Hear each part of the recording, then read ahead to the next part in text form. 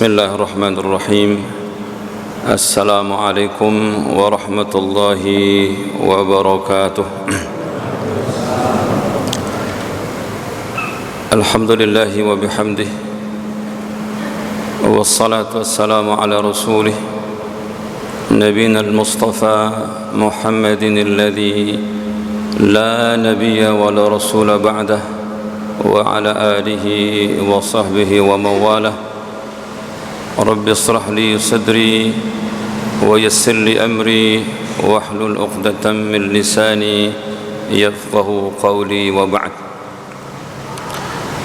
Bapak Ibu jamaah salat Isya yang insyaallah akan dilanjutkan dengan salat tarawih, yang semoga senantiasa dalam rahmat dan lindungan Allah Subhanahu wa taala. Bersyukur kita kepada Allah Azza wa Jalla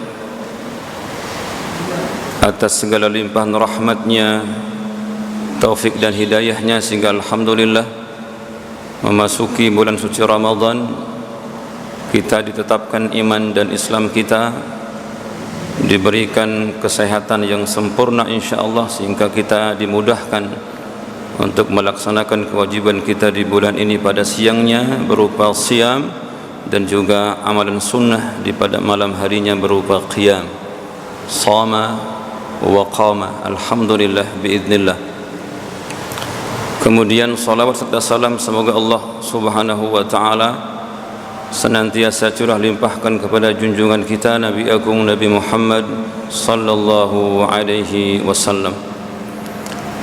Bapak Ibu yang dirahmati Allah Subhanahu wa taala, sekedar mengingatkan kembali pada kultum menjelang salat tarawih ini, mari kita ingat-ingat kembali bahwa Allah Subhanahu wa taala telah memberikan hadiah, anugerah, pemberian yang sangat besar, yang sangat agung kepada kita berupa nikmat hidayah ilal Islam. Diberikan satu nikmat yang dengannya kita berbahagia hari ini di dunia, lebih-lebih kita berbahagia di akhirat kelak. Betapa tidak Bapak Ibu yang dirahmati Allah Subhanahu wa taala, pertanda bahwa nikmat ini agung adalah bahwa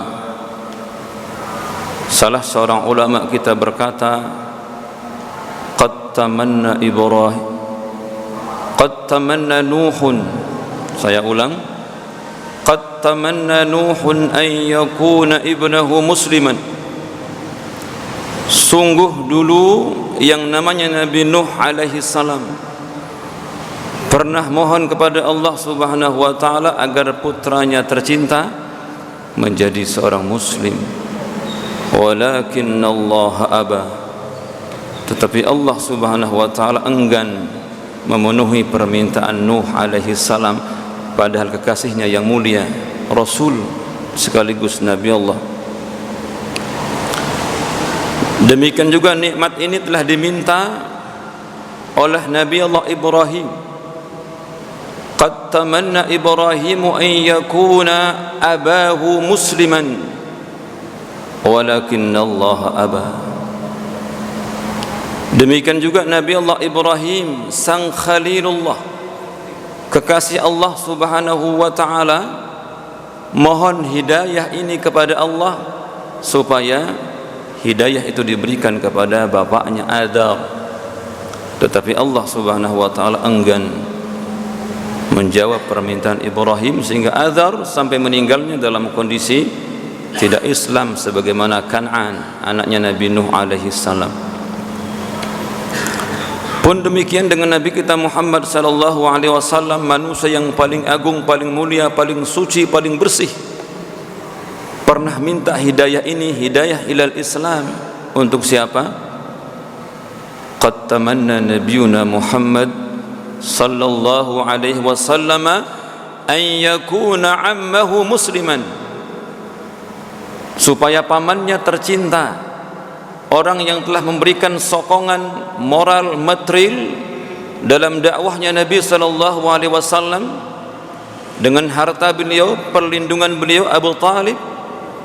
Walakin Allah aba, Tetapi pun demikian Allah tidak mengijabah, tidak memberikan jawaban kepada permohonan Nabi-Nya tercinta Nabi kita Muhammad sallallahu alaihi wasallam, sehingga sampai akhir hayat beliau Nabi menuntun talqin, ya ammi qul la ilaha illallah. Tetapi Abu Talib juga tidak menjadi seorang muslim. Nah, hari ini Bapak Ibu sekalian, wal'an, dan sekarang ja'alani Allahu wa iyyakum minal muslimin biduni talabah, biduni talab. Allah menjadikan saya dan antum semuanya, panjenengan semuanya menjadi seorang muslim tanpa letih meminta sebagaimana Nuh untuk anaknya, tanpa letih meminta sebagaimana Ibrahim memohon hidayah ini untuk bapaknya, tanpa letih memohon sebagaimana Nabi memohon kepada Allah untuk pamannya. Pertanyaannya, bukankah berarti ini adalah nikmat yang luar biasa?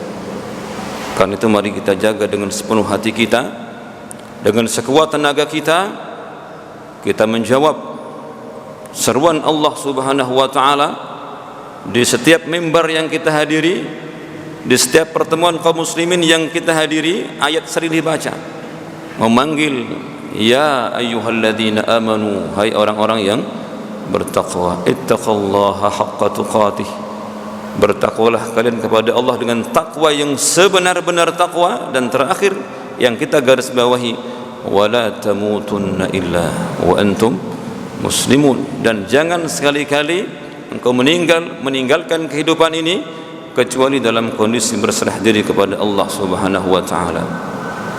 Kemudian bukti yang kedua, inilah yang dimohon oleh Allah kepada Nabi Allah Ibrahim dalam ayat